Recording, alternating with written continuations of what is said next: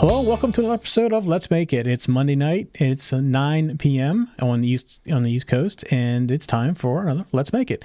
And we've been kind of wishy-washy a couple weeks because where we've been doing it. I actually recorded last week's show while I was traveling in my hotel room and put it out a little bit later in the week, just because I didn't have time, and Bob and I couldn't connect during the week. We were going to try to do it later in the week, and we never could connect. So, but Bob is back here with me today. How's it going, Bob? It's going good. How are you? Doing good. How are things down in the warm area of the country? Well, it's a little warmer, but it's also very rainy the last 24 hours, which is good for us. We need it. Yeah, and pre-show, one of the things Bob's going to show you, he had a map of the weather, and I looked at that, and Yep. I lived in Texas for 5 years, and I know what that normally means, but fortunately it was past you today, so weather's not looking too bad right now. It's not too bad right now. It did knock out the power early this morning, but it was early this morning, so it was all right. Yep, it's always good to sleep in that way. That's right. All right, so this week you're going to show us what you did with your Screenly app and your other thing you talked about, what I guess it's 2 weeks ago now that we talked about this. Yeah, it's kind of the evolution of what we were working on before, and let me. This is the Raspberry Pi, and here you have a view of Dallas traffic. So what I did was I took the Screenly episode that you did on a Pi several months ago and put it on the Pi that I was working on a couple weeks ago with the ultrasonic sensor. And I have that sensor connected to the Pi, and I have Screenly running. And right now I'm just cycling through Dallas traffic, Dallas radar, and Let's Make It. So, which for me is 3 of my favorite sites. And I think it's going to be a little difficult to see, but I do have the light connected to the relay. And if you hear that clicking in the background, I have discovered that the Pi doesn't have quite enough oomph to power the HDMI connector along with the sensor and the relay. So when I move this to a box and actually use it somewhere, I'm going to have to power 5 volts from somewhere else. I won't be able to run 5 volts off the Pi. So this is kind of the evolution of the project, but it's all working, and it was actually very easy to get it all connected. Thankfully, when you install the Screenly image onto an SD card, it comes with SSH, so it's easy to copy on to the same code that I was using a couple weeks ago is running on here all the time now. So it's the evolution of the project, and it's actually been fairly easy, with the exception of I've discovered that I am not going to be able to use the VGA monitor that I had originally intended. I lose in the digital to analog conversion. I'm just losing too much resolution, and it's not going to work. So I'm going to have to dig up a monitor that's got an HDMI connection for the final version of this project. And tonight I was just using my second monitor connected to the Pi and a camera to show where I'm at with it right now. So let me ask you a question. I noticed something whenever you're changing pages there. Does Screenly seem slow to you when it's loading a web page? It is a little slow running off of the Pi. Yeah, I noticed that too. It was static images that you upload to it. It works great. But when you're trying to do a page that it's any kind of delay in loading, it seems like it takes a little bit longer. It does take a little. Yeah, it does take a little while loading. And when I've looked at, I was watching the processor, and it is processing at nearly 100%. So it's just a matter of horsepower on the Pi. and even though Screenly is specifically designed for the Pi and is optimized for the Pi, it's still pushing the Pi's hardware quite a bit. Yeah, when I first started testing, I wasn't sure if it was something I was doing on my network, but I noticed it on yours too, which makes me think it's more of the device itself that's not quite powerful enough. Yeah, it just doesn't have enough oomph. But if it's a a page that doesn't have a lot of information on it, then it actually loads fairly quickly. Right, it was the graphics that seemed like it took a while for it to download and to display.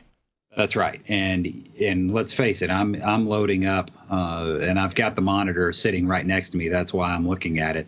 It's loading up radar and traffic images, so there is a lot of data that's being updated every time it goes to a page. So does that slow down your app at all for the sensor, or does it work just fine? It doesn't make any difference. Okay. My sensor app uses so little horsepower, and actually spends the majority of its time doing nothing. So, right. I just want to make sure that wasn't causing some kind of slowdown in the app itself. No, not at all. And I've got it running in the background as root. So as soon as the Pi comes on, the sensor comes on, and it's. That has, Screenly is slow whether my sensor is running or not. Right. And the only thing I found is that the Pi just doesn't have enough oomph to support the sensor and the relay now that the HDMI is connected to it. Right. So for the relay, are you running any kind of transistor in there as well, or not? Not right now, no. Yeah, so I mean that might solve your problem as well. Just use a transistor with another power source. Yeah, and that's actually something I've looked at, is that I will use, what I'll end up doing is I'll use a separate power source, run the source through a transistor that I can turn on and off from the Pi. Right. Yeah. And that way the Pi will have the ability to reboot or reset the components. I had a similar problem because I did that on Airlight that reads how many viewers and all that at one time, using a Pi as well, and it being 3.3 volts and very low milliamp. I forget what it is, 320 or something like that. I had a hard time driving a relay, so I had to put a transistor in there, and that solved the whole problem when I did that.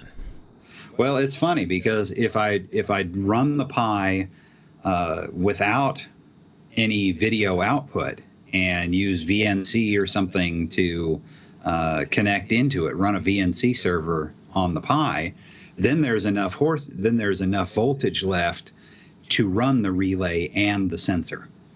But as soon as I put on either composite or HDMI video, there's just not enough oomph left on it. Yeah, you're just going over that edge.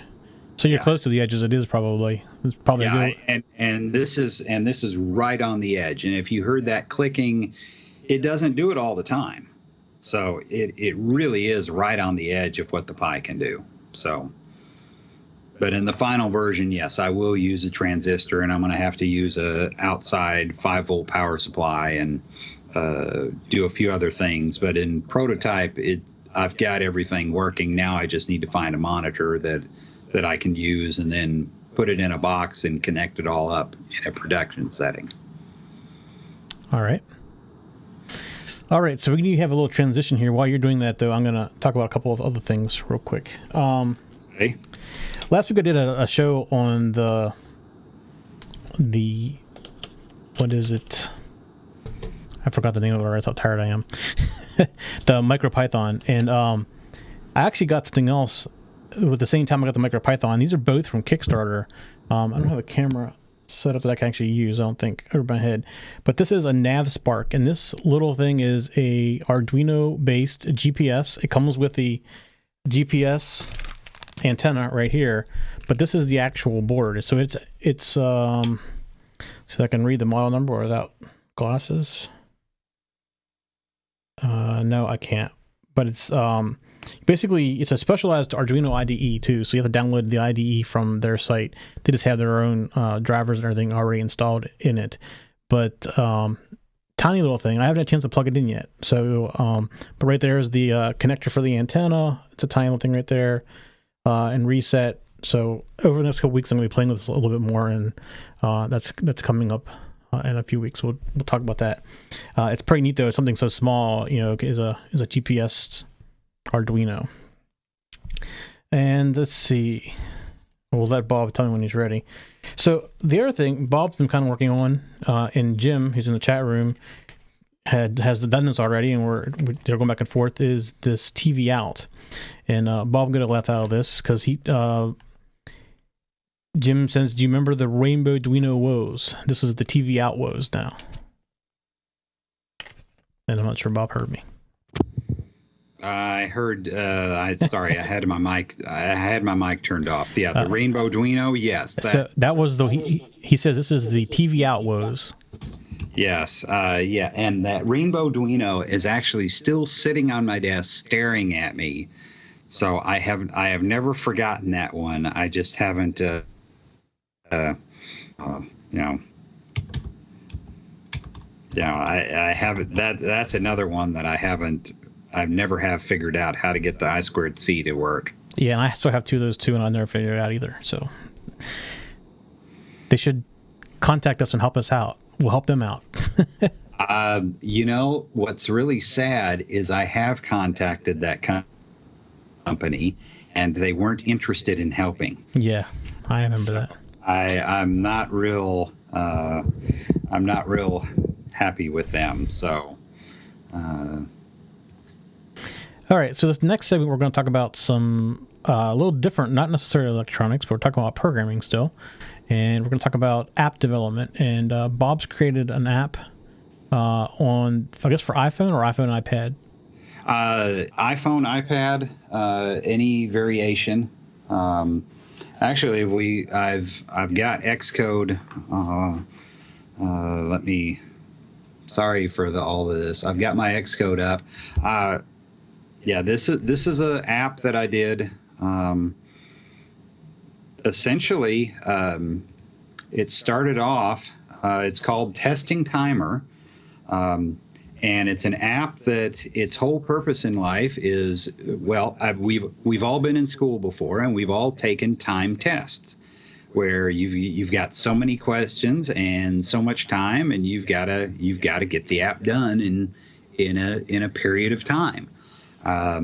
So this is an app that is specifically for that. So, but it's a development. It's something. Since I have a number of college age kids around, it was a useful app for them. So. And let's see. So let me ask you this question. Do they allow you to use that during a test, or do you use it for preparing for the test? I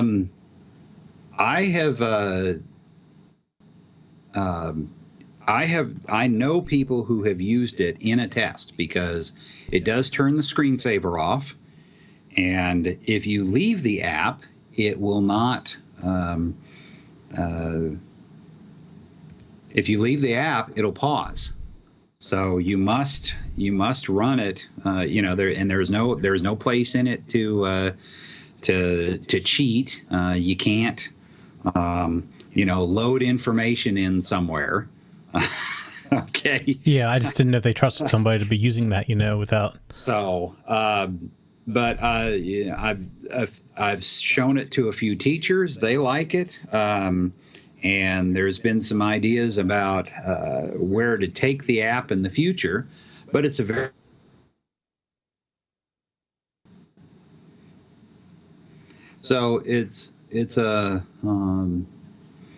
simple app where you put in the number of questions, you put in the time.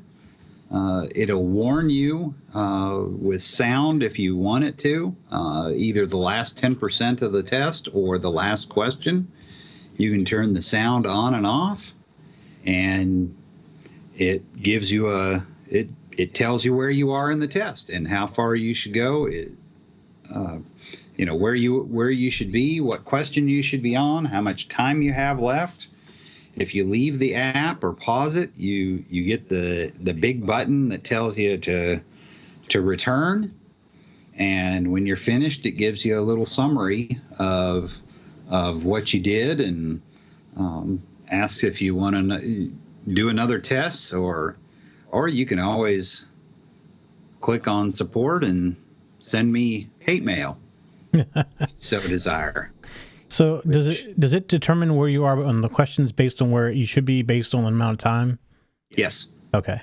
Based on the amount of time. So there's no way they can tell what question they're on, or when they get done with the question? You can tell what question you're on.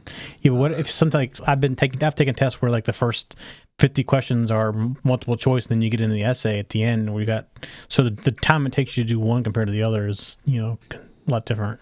I've talked to several teachers about that, and we've kind of prototyped that, but it's not out yet.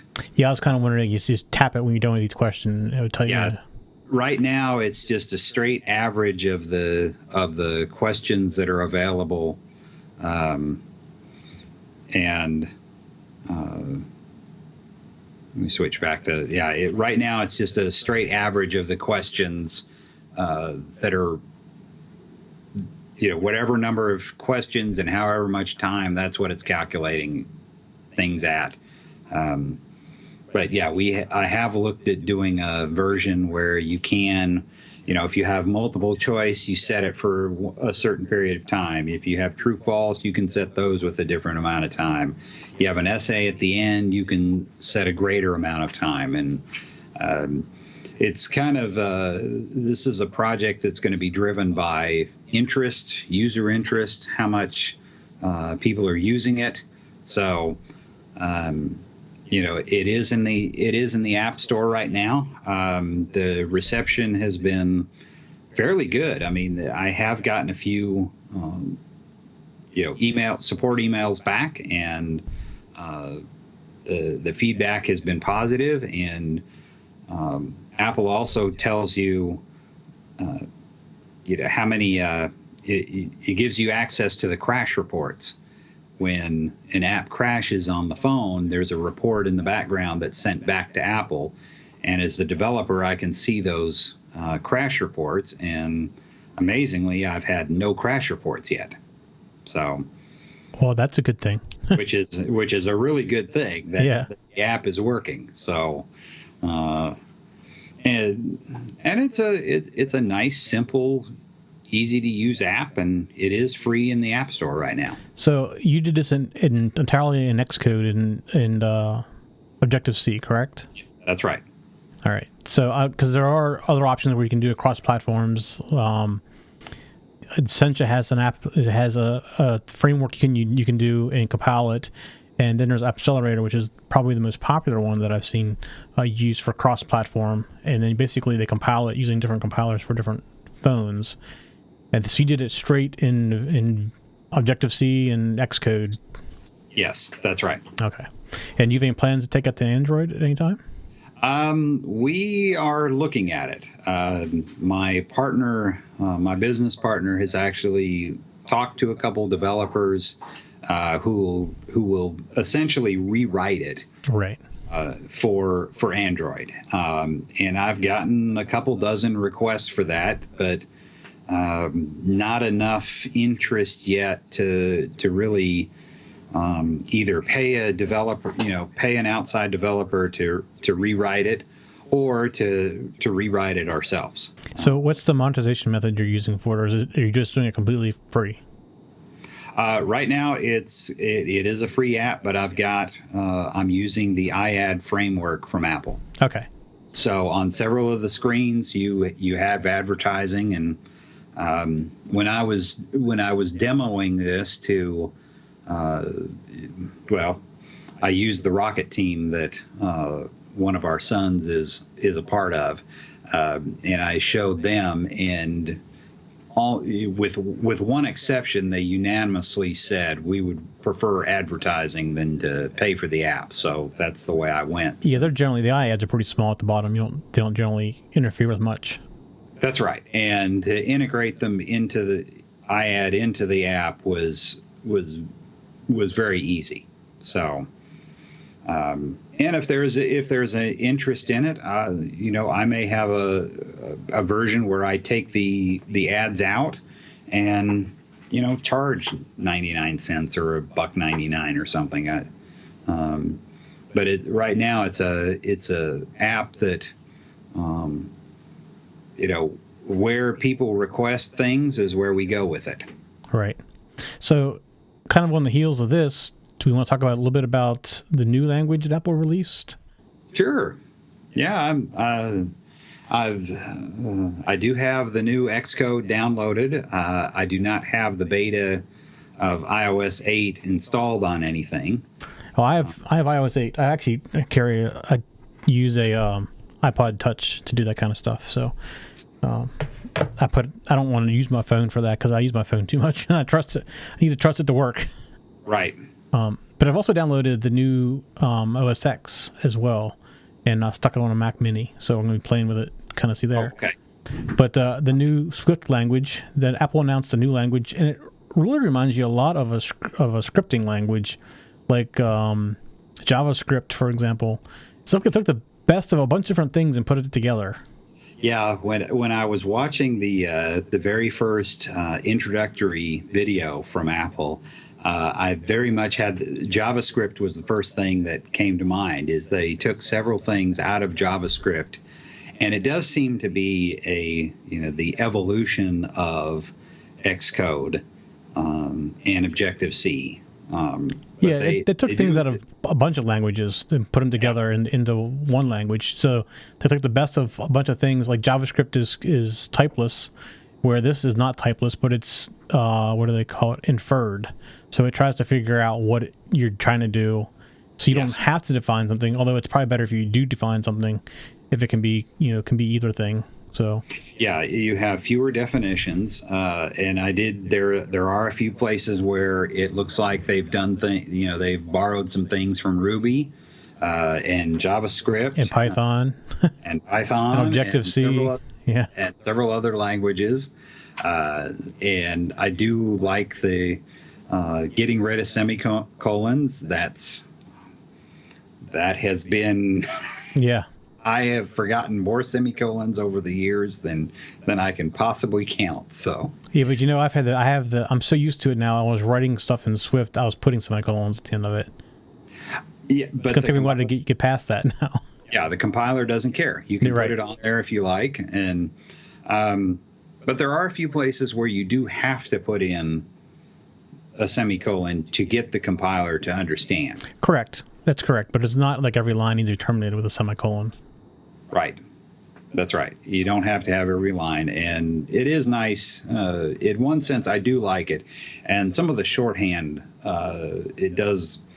As somebody who just wrote an app that's in Objective-C, and I I will be updating it for iOS 8, so some of it is going to be written in Swift, although a lot of it I'm just going to leave as the Objective-C that it's written in right now.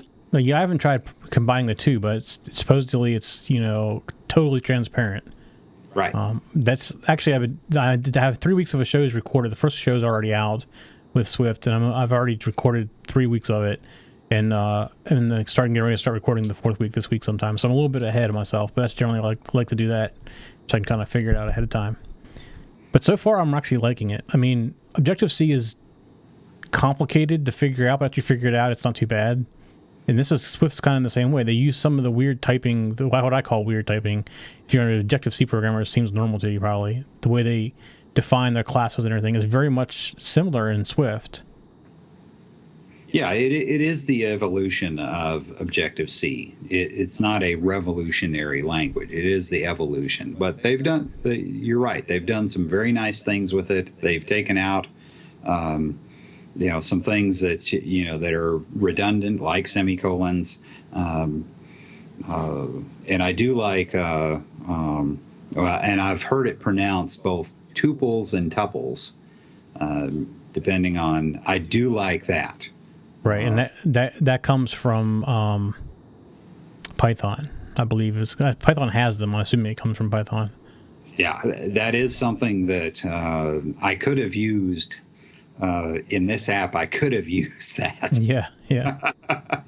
So I don't think I'm going to go rewriting all my code to use it. What I ended up doing was creating an object, and I passed that object around from one controller to the next, where I could have used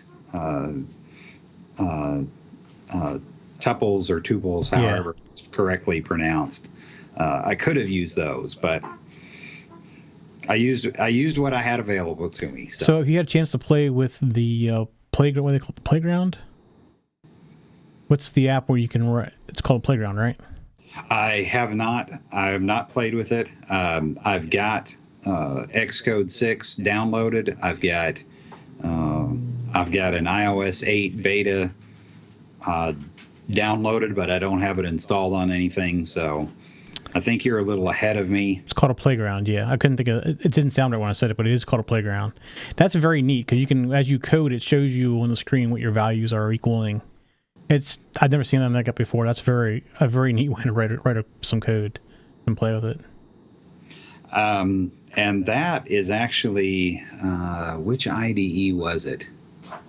There was I just forgot the name of it. There was a Java IDE that I used 10 years ago that as you wrote code, the IDE would show you the values. Really? That's neat. So, I had never seen anything done quite like, I mean, I've seen things where you put breaks in it or you can do watches and stuff, but never have it real time on the right-hand side give you what you just did.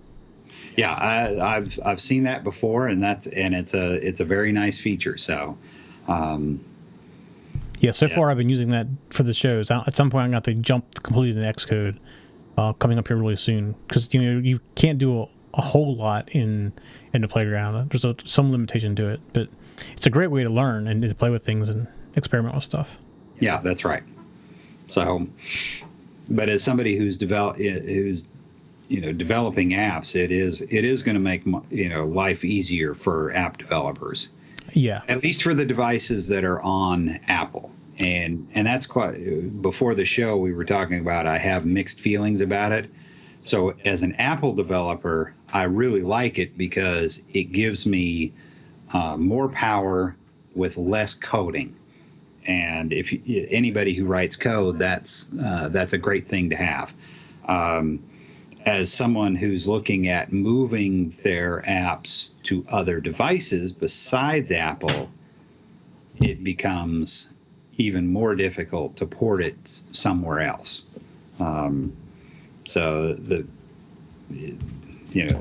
short of rewriting your code in multiple languages. Right, or using something like Accelerator that converts it for you. Yeah, and I think this is going to make that process more difficult. So yeah, I mean, I think kind of what they're shooting for was if you look how easy it is to develop for Android using Java, then you go to look at Xcode with Objective-C. Objective-C is a lot more complicated to learn than what it is to learn Java. I think they're trying to get more people that know the scripting, other scripting languages into the Apple ecosystem. Yes. And once they've got you, once you're in that system, they want to keep you there, obviously. Right. And if I were Apple, I'd want to do the same thing. I don't blame them in the least for making it easy to write code for Apple devices and more difficult for other devices. If I were at Apple, I'd do the same thing. So yeah, exactly. But I think it's been a long time coming. It's because Objective-C's been around for a long time. I know it's been changing over time, but it was developed back in the 80s, and for the most part, it's still the same. Well, and it's all it's got its the genesis of it is in regular C, and regular C's been around as long as I can remember, late 70s, mid 70s. Right. As long as longer than I've been coding. So, and there are some things that that they've had to carry along for compatibility, and this one does break the C model completely. Right. Yeah, it definitely does.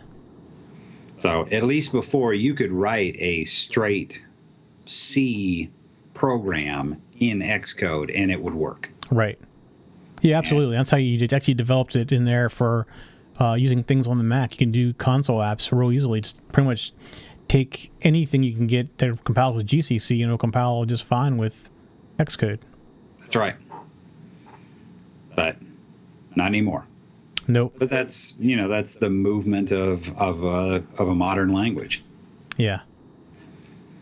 But it's funny. C, here we are, 40 years after whatever C was originally created, and we're still using it. Right. And it's used a lot. I mean, they've adapted it, C# and, different types of C language. C++ came out a little later. So, it's been adapted through time, but it's still used, pretty regularly. Yeah. And there are some very good compilers out there. GCC, you really can't go wrong there. For something that you've got a low level, dealing with the operating system at a low level, it's a great compiler. So right. All right. Well, do you have anything else for this week? That is it for this week. All right. Well, go ahead. Have the app and evolution of my Pi and its sensor. Yep. All right. Well, I just want to remind everybody that you can always watch us on YouTube, and you can download us on most of the podcast directories. If you find one where we're not, please let us know, and we'll make sure that we get there. But you either use iTunes or Dogcatcher or any of those, you can get our shows on there. You can also watch us live on your big TV while you get downloading a Roku app. In the Roku, just search for TechZen TV, and you'll find us live right there on your big TV. Not the little computer screen or anything like that. So you get us all right there. And I definitely appreciate everybody telling your friends about us, because we've been growing. And even with our weird schedule last month and a half, we're still growing like crazy. And definitely appreciate everybody telling your friends or sharing our shows on YouTube or whatever. It's great that people are helping us out and getting the word out. I think that's it for us this week. And we'll see everybody next week. All right. Have a good evening. See ya. For show notes for this show, contacts, and more, go to the techzen.tv website, where you can get show notes for all of our shows. We love to hear from our viewers and listeners. We have an email, a Twitter, and a phone number where you can contact us for each show. For details, visit the techzen.tv website and get the show details. You can also make a video and upload it somewhere like YouTube or Vimeo, and then just send us a link. You never know, you may see your video in a future show. You can get all of our shows delivered automatically to your favorite device by going to your favorite podcast website like iTunes and subscribing. Each of our shows also has a YouTube channel you can subscribe to get regular updates. Our shows are also available on most internet radio networks like Stitcher and TuneIn Radio. You can also watch and listen to our shows on Xbox, TiVo, and Roku. You can even find us on your Zune.